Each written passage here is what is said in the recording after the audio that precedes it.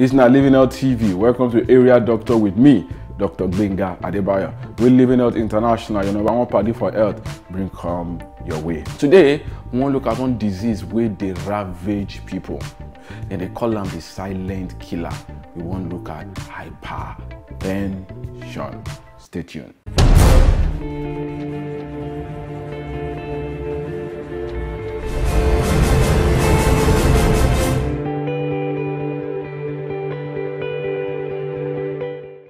Hypertension is one of the leading causes of death all over the world. In fact, some populations, some places where we don't go, we don't check people, we they see as high as 40%, 4 in 10 adults where they get hypertension. Millions and millions and millions of people. The hypertension they them body where they know, where they just they waka for road, then go don't die. Then go don't say, and I seen her yesterday, oh.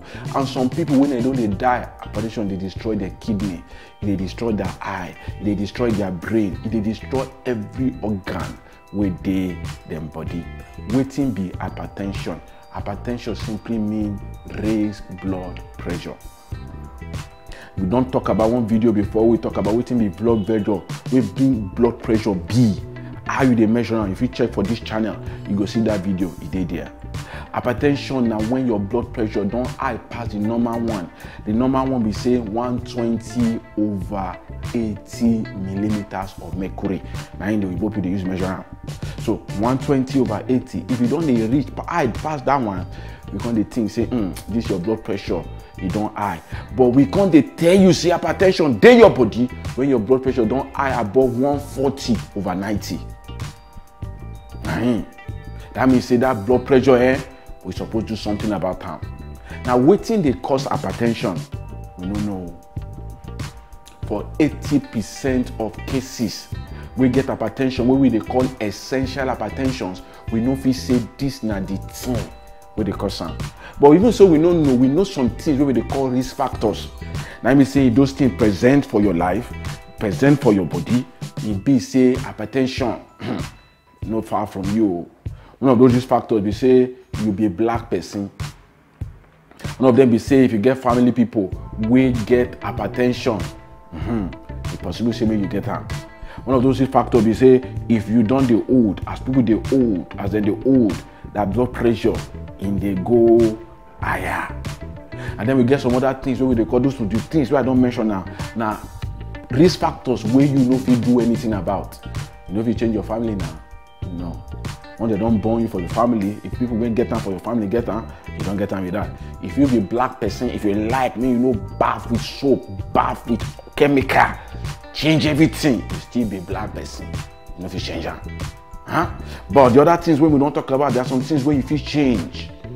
They call them modifiable risk factors.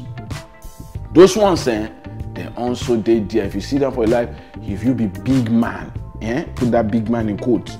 You just big, your body when you enter place, say area, Baba don't enter. You fat.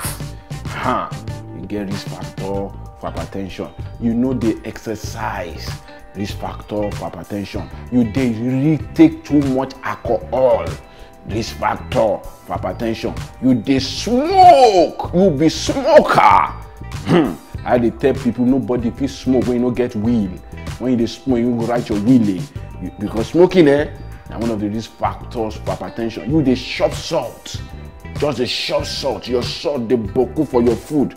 Now risk factor for hypertension. Now some of the risk factors that I don't mention for hypertension with that, and that one is essential hypertension. We they call that one. They call that one secondary hypertension. That one something they inside body where they cause some. If you remove that thing where they cause some, that hypertension will go down. Those are the waiting we they call hypertension. Waiting we fit do, because this is a short video, we just want to share message with you. Waiting we fit do with hypertension. The first thing I want to tell you is say essential hypertension, you don't get cure. No cure for hypertension. Waiting we they do, we say we they manage them. That management we say we they get the one we say we fit manage them without drugs, and some people want drugs need to be involved. The one we know be managed without drugs. Now all the things we are talking with the risk factors, May you remove am for your life. No smoke. Alcohol. Reduce am. If you no fit take am, may you no take am. But reduce am. Salt, cut down for food. No, they eat too much. We don't talk about some videos where they how we go shop, wash am, we go talk to you. No, they eat. No, they use your hand, everything. Chop. No, reduce your food. Because if you reduce your food, your weight go reduce. And then exercise. And then as you dey shop, you go remove salt, reduce salt for food.